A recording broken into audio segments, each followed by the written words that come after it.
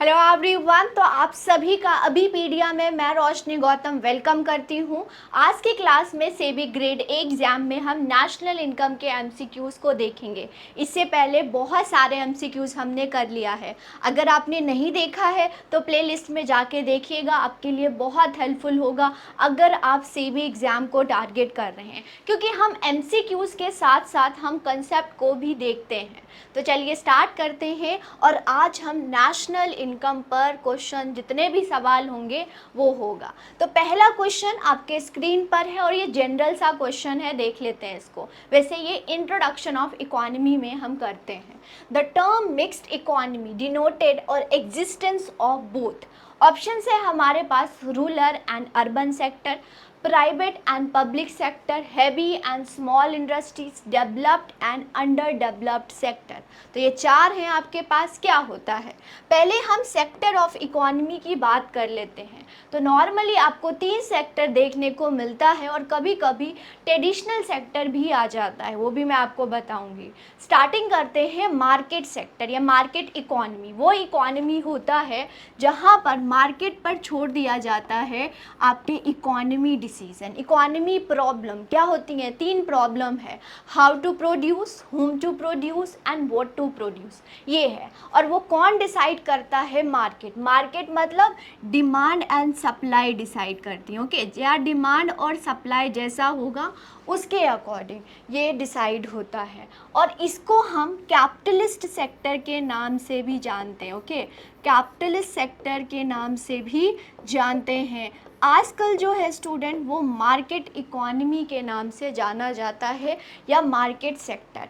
Okay, जो Adam Smith जो father of economics हैं, ओके, फादर ऑफ इकोनॉमिक्स जिनको बोला जाता है एडम स्मिथ, वो कैपिटलिस्ट सेक्टर को या फिर मार्केट इकोनॉमी को क्या फॉलो करते थे। ओके, ये हो जाता है।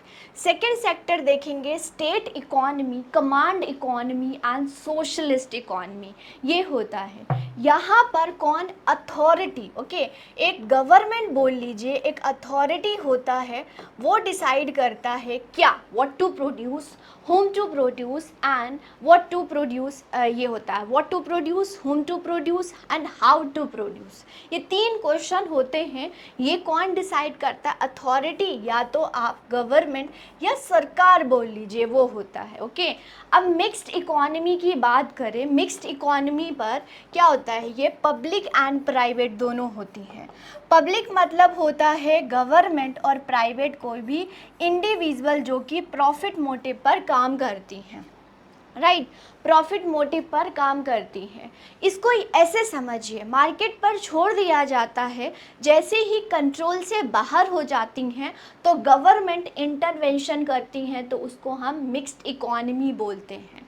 जो स्टेट इकोनॉमी या सोशलिस्ट इकोनॉमी, कार्ल मार्क्स वो इसको फॉलो करते थे। और केन्जियन, केन्जियन क्या है स्टूडेंट, पहले क्लासिकल इकोनॉमिस्ट थे। क्लासिकल इकोनॉमिस्ट मतलब एडम स्मिथ, उनकी थ्योरी फेल हुई जब ग्रेट डिप्रेशन आया और फिर केन्जियन इकोनॉमी आई। तो केन्जियन इकोनॉमी क्या फॉलो करते थे, मिक्स्ड इकोनॉमी। बोलते थे यहाँ पर सरकार भी इंटरवेंशन करेगी और मार्केट पर भी छोड़ दो।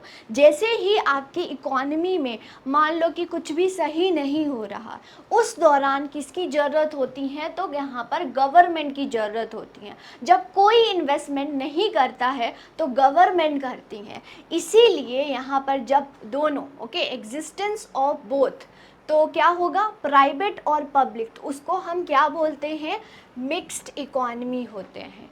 India is a example of mixed economy, right, ये हो जाता है। चलिए नेक्स्ट क्वेश्चन पर चलते हैं। नेक्स्ट क्वेश्चन पढ़ेंगे, यहाँ पर एक्सप्लेनेशन है, इसको पीडीएफ मिलेगा, आपने इससे क्या पढ़ लेना है। नेक्स्ट क्वेश्चन करेंगे, who coin the term Hindu rate of growth for Indian economy. ये क्वेश्चन बहुत आता है और हर एग्जाम्स में पूछे जाते हैं। What do mean bye Hindu growth rate. यहाँ पर पॉपुलेशन की बात या फिर जो हिंदू पॉपुलेशन है उसकी बात नहीं कर रहे हैं। यहाँ पर ये वर्ड कॉइन किया गया है, किसके द्वारा, पहले ये देख लेते हैं। तो ऑप्शन क्या है, A K Sen, Kriti S Parekh, Rajkrishna and Montek Singh इन ऑलिवालिया। ओके, ये सारे हैं। तो बात करते हैं हिंदू ग्रोथ रेट होता क्या है, पहले देख लीजिए स्टूडेंट। हिंदू ग्रोथ रेट बात करें तो राजकृष्णा जी के द्वारा 1978 में ये वर्ड कॉइन किया गया था। ओके, ये वर्ड कॉइन किया गया था। बेसिकली होता क्या है, जिस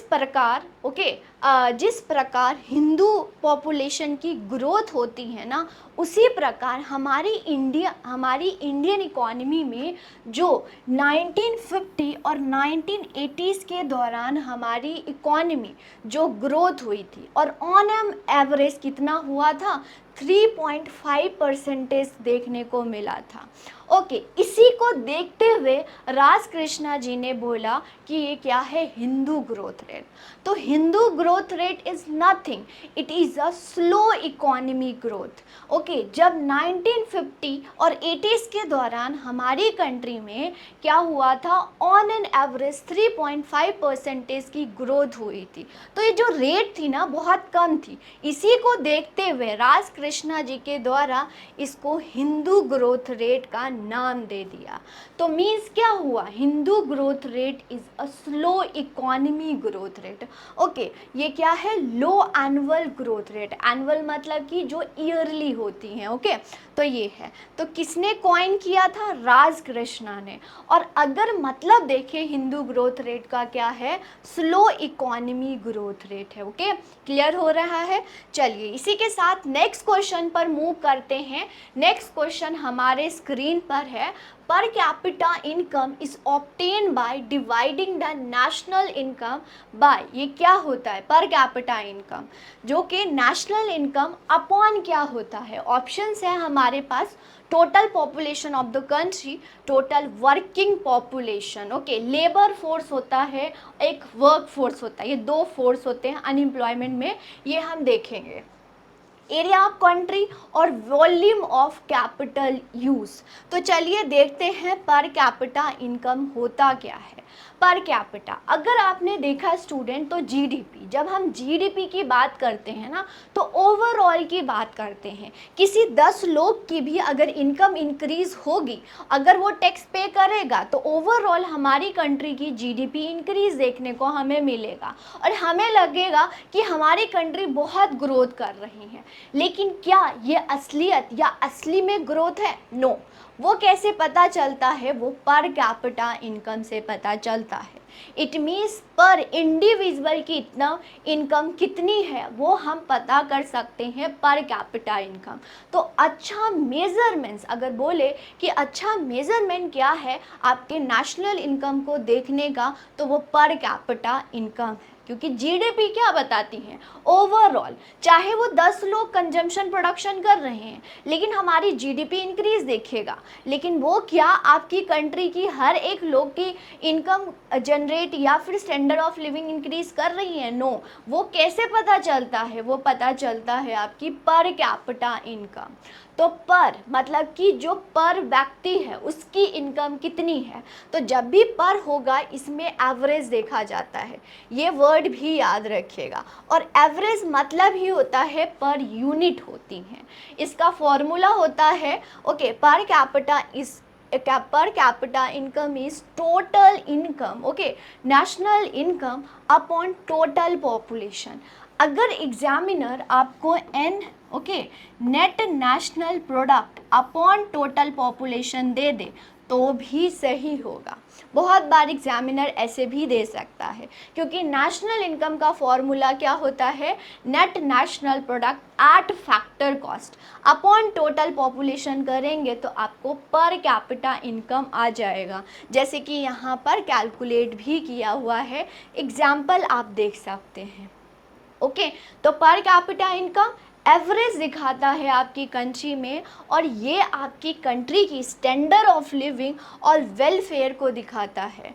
पर कैपिटा इनकम क्यों बेनिफिट है ना। अगर आपसे पूछते हैं कि जीडीपी अच्छा है या रियल जीडीपी अच्छा है, नॉमिनल जीडीपी अच्छा है या पर कैपिटा इनकम अच्छा है, तो द बेस्ट मेजर क्या है स्टूडेंट, पर कैपिटा इनकम है। क्यों है, क्योंकि ये स्टैंडर्ड ऑफ लिविंग बताती हैं कि आपकी कंट्री में पॉपुलेशन की स्टैंडर्ड ऑफ लिविंग कैसी है। ओके, इकोनॉमिक कंपैरिजन कर सकते हो, मतलब कि आपकी कंट्री में हर एक लोग की पर कैपिटा इनकम या standard of living as compare to other जो लोग हैं अदर कंट्री के जो पर्सन हैं उनकी क्या है। इसमें इकोनॉमी प्लानिंग, मतलब कि आप प्लानिंग कर सकते हो कि किस सेक्टर पर आपने फोकस करना है। ओके, यहाँ पर एलोकेशन, आप रिसोर्स को एलोकेट कर सकते हो कि किस सेक्टर में करना है और किस सेक्टर में नहीं करना है।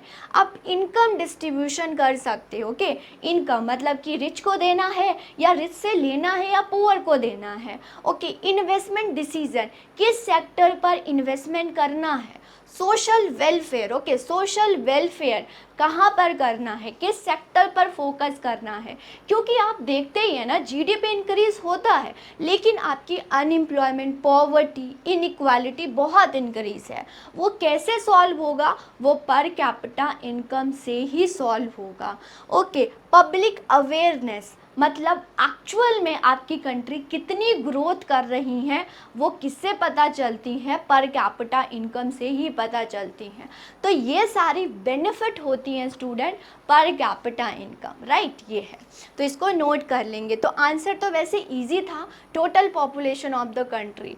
यहाँ पर इसलिए लेके आए क्योंकि हम पर कैपिटा इनकम को अच्छे से समझ पाए। ओके, और पर कैपिटा इनकम आपका एवरेज बताता है। ओके, ना मार्जिनल बताता है ना ही टोटल बताता है, ये आपके पर पर्सन की इनकम बताती है, इसीलिए हम इसको क्या बोलते हैं, एवरेज बोलते हैं।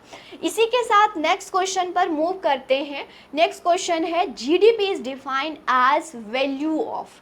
जीडीपी क्या होता है, यहाँ पर ऑप्शंस है, goods produce in an economy in a country, goods and services in an economy in a year. Okay, year है ये। Final goods produce in economy in a year, final goods and services produce in an economy in a year. तो सबसे पहले तो हम GDP समझ लेते हैं क्या होता है। एज सिंपल एज मैं आपको बताती हूँ, जीडीपी क्या होता है, जितने भी final goods, not a intermediate, intermediate goods वो गुड्स होता है जो कि रेडी टू कंज्यूम नहीं है। फाइनल गुड्स वो गुड्स होता है जो कि रेडी टू कंज्यूम है और वो फैक्ट्री गेट पर आ चुका है।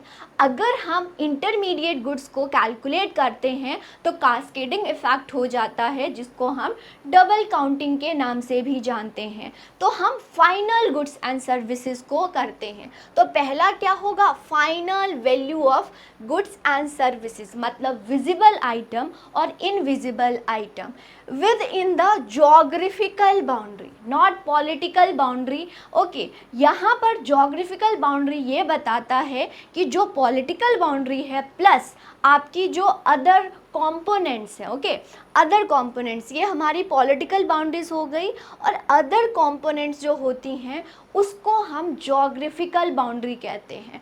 तो आपकी जोग्राफिकल बाउंड्री में जितने भी गुड्स एंड सर्विसेज प्रोड्यूस हो रहे हैं, लेकिन कब तक, ये भी तो देखोगे कब तक, एक स्पेसिफिक ईयर जिसको हम फाइनेंशियल ईयर के नाम से जानते हैं। ओके, एक स्पेसिफिक पीरियड ऑफ टाइम जो कि नॉर्मली ईयर होता है, लेकिन किसके द्वारा, ये मतलब नहीं है आपकी कंट्री में एक साल में एक जोग्राफिकल बाउंड्रीज में final goods and services produce होना चाहिए, चाहे वो सिटीज़न हो, चाहे वो नॉन सिटीज़न हो, चाहे वो रेजिडेंट्स हो, चाहे वो नॉन रेजिडेंट्स हो। अगर वो कंजम्पशन एंड प्रोडक्शन कर रहे हैं तो क्या हो जाएगा, वो जीडीपी में इंक्लूड होगा। अगर जीडीपी इंक्रीज हो रही है, इट मीन्स आपकी कंट्री की ग्रोथ हो रही है। ओके, अब इसको कैलकुलेट करने का एक फॉर्मूला है income. Income is national income. Okay, C stand for consumption, I stand for investment, G stand for government, okay, expenditure. Government expenditure and X minus, ये ब्रैकेट में होता है जो आप एक्सपोर्ट कर रहे हो, मीन्स जो पैसा आ रहा है, और जो इंपोर्ट कर रहे हो जिससे पैसा जा रहा है किसी और कंट्री में, इन दोनों का नेट वैल्यू निकाल के x माइनस एम करते हैं और फिर ये हमारा नेशनल इनकम आ जाता है। जितनी कंजम्पशन, इन्वेस्टमेंट, गवर्नमेंट एक्सपेंडिचर और एक्सपोर्ट होगा उतनी आपकी जीडीपी इंक्रीज हमें देखने को मिलेगा। तो ये जीडीपी है। It means all goods and services produce हो रही हैं एक कंट्री में एक फाइनेंशियल ईयर में, वो क्या हो जाता है आपकी जीडीपी। तो कमेंट सेक्शन में मुझे लिखिएगा कि फाइनेंशियल ईयर का एग्जाम्पल, और अभी कौन सा फाइनेंशियल ईयर चल रहा है, कब से स्टार्ट होता है और कब से एंड होता है, प्लीज़ इसको ज़रूर लिखिएगा। चलिए, बहुत जनरल सा क्वेश्चन है, फिर भी आप लोग लिखिएगा। नेक्स्ट क्वेश्चन देखेंगे। हमने जीडीपी पढ़ लिया, अब चलते हैं नेट नेशनल प्रोडक्ट। तो एक था डोमेस्टिक प्रोडक्ट, अब आ गया नेशनल प्रोडक्ट, इसको भी समझ लेते हैं। ऑफ अ कंट्री क्या होता है, जीडीपी माइनस डेप्रिसिएशन। ओके, अगर हम जीडीपी में यहाँ पर लिख लीजिए, जीडीपी में माइनस करेंगे depreciation. What do mean by depreciation? Depreciation मतलब होता है wear and tear of capital value. अगर आपने 100 रुपये की कोई चीज़ कैपिटल खरीदी तो उसकी जो डे बाय डे होगी वैल्यू डेप्रिशिएट होगी, मतलब कि डिडक्शन होगी, डेप्रिसिएट होगी उसकी वैल्यू। मतलब अगर आपने 100 रुपये की खरीदा तो आपको 80 रुपये बेचोगे तो 20 रुपये की क्या हो गई, वैल्यू हो गई, और वो कैपिटल वैल्यू की ही डेप्रिसिएशन होती है। Point to be noted, depreciation allow. GDP plus अगर हम ये करेंगे तो क्या आ जाएगा, ये आ जाएगा एनडीपी आ जाएगी। ओके, जीडीपी में माइनस करेंगे डेप्रिसिएशन तो क्या होगा, नेट डोमेस्टिक प्रोडक्ट हो जाएगा। GDP plus net, okay, plus net income from abroad. अगर नेट अब्रॉड करेंगे तो वो क्या हो जाएगा, देख लीजिए, यहाँ पर लिख लेते हैं, GDP plus net factor income from abroad. तो ये क्या हो जाएगा, ये आपका हो जाएगा, ओके, ये हो जाएगा जीएनपी हो जाएगा। ठीक है, ये है GNP minus net income from abroad. Okay, तो अगर हम करेंगे जीएनपी में अगर हम माइनस कर देंगे net factor income from abroad तो ये क्या आ जाएगी, आपकी जीडीपी आ जाएगी। ओके, जीडीपी आ जाएगी। जीएनपी में, ओके, यहाँ लिख रही हूँ, जीएनपी में जो क्वेश्चन बोल रहा है मस्त मैं डिकोड कर रही हूँ, फिर आंसर देख लेंगे, आ जाएगा। जीएनपी में अगर हम माइनस कर देंगे डेप्रिसिएशन तो क्या आ जाएगा, एनएनपी आ जाएगा। तो लो, आंसर आ गया आपका। क्या पूछा है, एनएनपी क्या होगी। ठीक है, तो चलिए अब नेट नेशनल प्रोडक्ट को समझ लेते हैं क्या है। ओके, तो आंसर समझ आ गया। नेट नेशनल और जीडीपी में मैं कंपैरिजन करूंगी। अभी हम जीडीपी पढ़ के आए। जीडीपी क्या होता है, all final goods and produce जो हो रही हैं with in the geographical boundary produce हो रहा है, एक फाइनेंशियल ईयर में प्रोड्यूस हो रहा है, चाहे वो सिटीजन या नॉन सिटीजन के द्वारा प्रोड्यूस किया जा रहा है, बट जोग्राफिकल बाउंड्री बहुत इंपॉर्टेंट है तो वो जीडीपी में आ जाता है। लेकिन अगर हम national, okay, gross national product की बात करें तो वो क्या होता है, फाइनल गुड्स एंड सर्विसेज होगा, लेकिन irrespective of geographical boundary, all over the world कहीं पर भी अगर रेजिडेंट्स, ओके, अगर एग्जांपल ले, इंडिया का रेजिडेंट्स किसी वर्ल्ड में गुड्स एंड सर्विसेज प्रोड्यूस कर रहा है और अगर इंडिया का रेजिडेंट बाहर जाता है तो उसको हम क्या लिखते हैं, नेट फैक्टर, मतलब कि नेट है, फैक्टर मतलब कि वो इंडिया का फैक्टर है, इनकम अर्न कर रहा है, कहाँ से कर रहा है, वो एब्रॉड से कर रहा है, तो net factor income from abroad, but वो रेजिडेंस होना चाहिए एक फाइनेंशियल ईयर में, तो हम उसको जीडीपी में इंक्लूड करते हैं। तो कि नेट फैक्टर इनकम आपका जीडीपी में माइनस होता है और जीएनपी में प्लस होता है। देखिए यहाँ पर definition, the total value of all final goods and services within the country in a given year. GNP क्या होगा, measure the total value of all final goods and services produce by residents. Residents को क्या बोला है, net factor income from abroad. Okay, produce where the production occur, कहीं पर भी हो रहा है इररिस्पेक्टिव ऑफ जोग्राफिकल बाउंड्री, तो वो हमारे नेशनल इनकम में इंक्लूड होता है। ओके, जीडीपी फोकस करती है लोकेशन, लोकेशन मतलब कि वेयर द प्रोडक्शन मतलब geographical area. GNP produce the goods. Okay, कौन प्रोड्यूस कर रहा है, किसके द्वारा, ऑनरशिप किसके द्वारा है, वो होता है।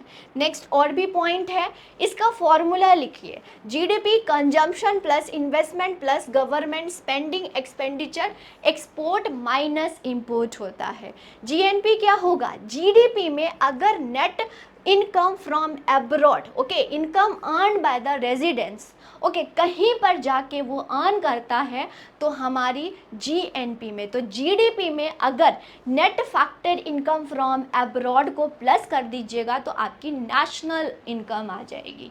ओके, जीडीपी क्या होती है, इकोनॉमिक परफॉर्मेंस, आपकी कंट्री की परफॉर्मेंस बताएगी।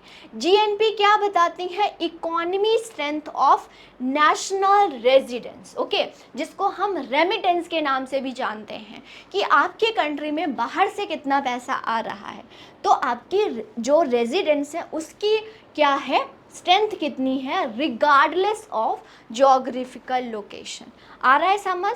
तो ये था जीडीपी और जीएनपी में डिफरेंस। ओके, क्या होता है, क्लियर है स्टूडेंट? तो यहाँ पर अगर आपको ऐसी चीज़ें आती हैं तो आप इजीली कर सकते हो। थोड़ा सा मैं आपको बताती हूँ। मान लीजिए आपको ना डोमेस्टिक करना है, ओके, डोमेस्टिक करना है, तो डोमेस्टिक और यहाँ पर हम नेशनल लिख लेते हैं।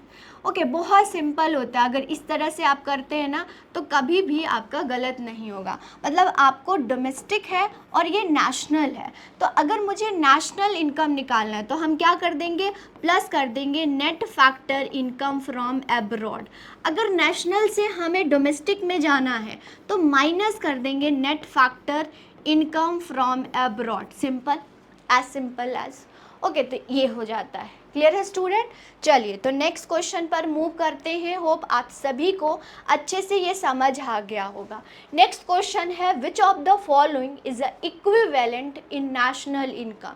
नेशनल इनकम का बेसिकली फॉर्मूला पूछा है आपसे। तो जीडीपी एट मार्केट प्राइस होता है, एनडीपी एट फैक्टर कॉस्ट होता है, एनएनपी एट मार्केट प्राइस होता है, एनएनपी एट फैक्टर कॉस्ट होता है। तो आंसर आपका डी हो जाएगा। ओके, जब आपका नेशनल इनकम का फॉर्मूला पूछेंगे, ओके, यहाँ पर लिख देती हूँ, नेशनल इनकम को कैसे डिनोट किया जाता है, national income, okay, national income denoted by NNP, net national product at factor cost. अगर आपको डोमेस्टिक, ओके, जीडीपी का फॉर्मूला, डोमेस्टिक इनकम का फॉर्मूला पूछते हैं तो 2015 में ही क्या हुआ है, चेंज हुआ है ना। डोमेस्टिक इनकम 2015 में ही चेंज हुआ और इसका फॉर्मूला है जीडीपी एट मार्केट प्राइस। पहले हमारी कंट्री में फैक्टर कॉस्ट पर कैलकुलेट होता था, लेकिन आफ्टर 2015 अब हमारी जो जीडीपी का फॉर्मूला है जीडीपी एट मार्केट प्राइस, और ये फैक्टर कॉस्ट है। क्लियर हो रहा है स्टूडेंट? तो ये आंसर हो जाता है आपका। ओके, तो एनएनपी क्या होगा, अभी हम पढ़ के आए हैं। फैक्टर कॉस्ट क्या होता है, फैक्टर कॉस्ट में इनडायरेक्ट टैक्स को हम माइनस करते हैं और प्लस कर देते हैं सब्सिडी। ओके, तो विदाउट इनडायरेक्ट टैक्स जो होता है वो फैक्टर कॉस्ट होता है।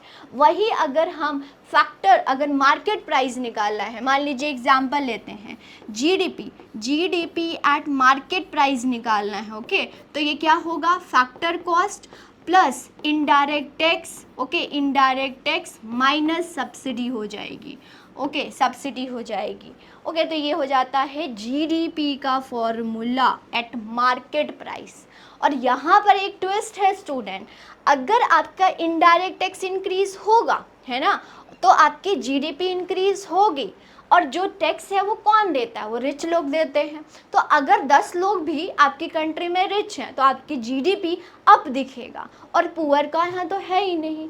फिर भी हम क्यों लेके आए, अब बोलोगे मैम हम क्यों लेके आए, जब हमारा ये अच्छा फॉर्मूला नहीं है मार्केट प्राइस, तो हम क्यों लेके आए, क्योंकि ये इंटरनेशनल लेवल पर मेज़र किया जाता है और हमें अच्छे से ये कंपैरिजन कर पाए, इसीलिए हम ये लेके आए। क्लियर है? चलिए नेक्स्ट क्वेश्चन करेंगे।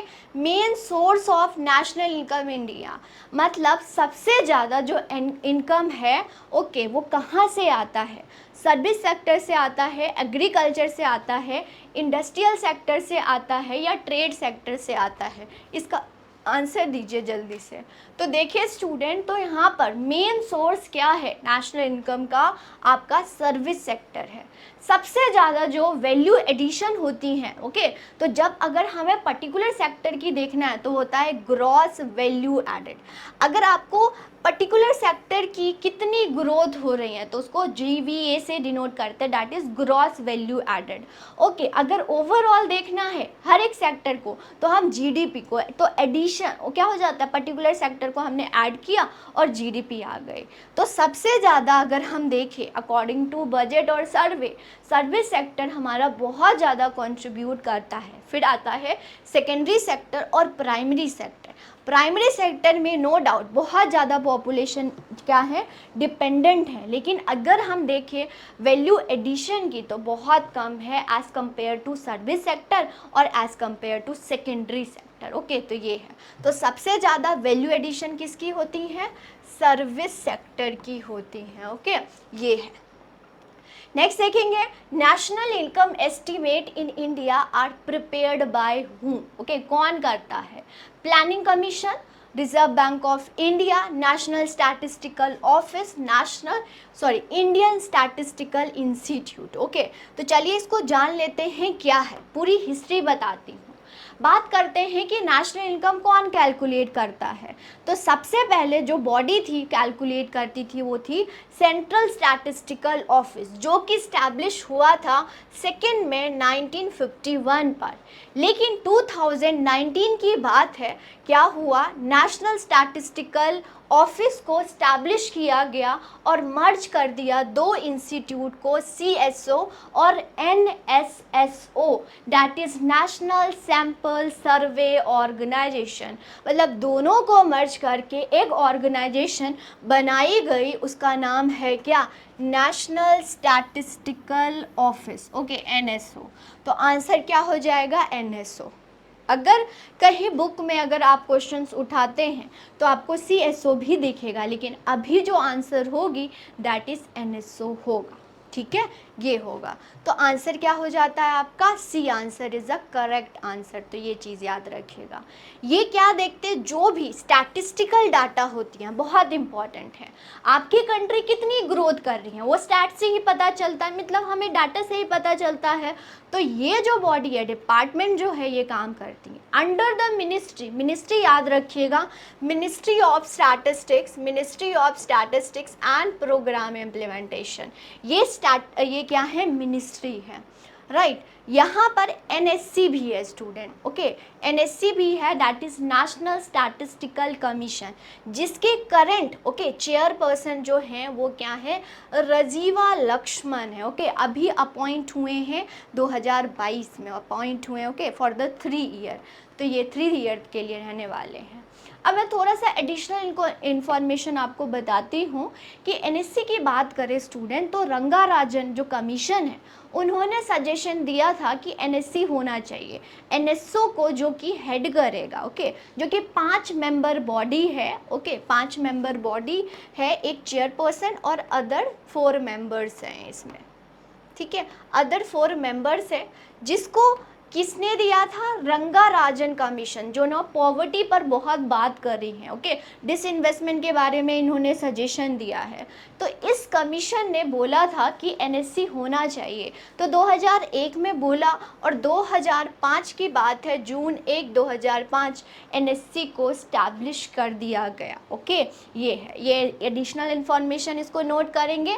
और ये जो ministry, okay, under the ministry किसके काम करती हैं? Ministry of statistics and program implementation. Okay, चलिए नेक्स्ट क्वेश्चन देखेंगे। नाइन क्वेश्चन है, who estimate national income in India first time.